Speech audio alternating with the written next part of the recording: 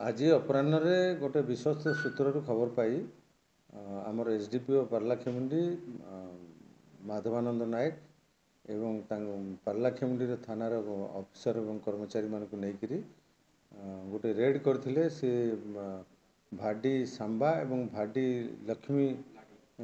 लाडी सांबा लाडी लक्ष्मी लेखा जाइथिबा दुईटी अनऑथराइज्ड एवं illegally store करके रखिथिबा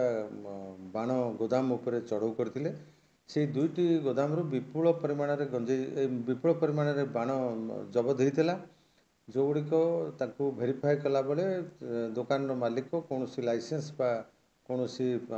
अधिकार तांकर एभली बिकिबा पई थिबार देखाई पारि नथिले दुईटी गोदाम प्राय 5 ट्रक पाखापाखि बाण जबत करा जायछि जार बजार मूल्य प्राय 50 लाख रु ऊर्ध्व टंका हेबो से दुई गोदाम मालिक को गिरफ्त करा जायछि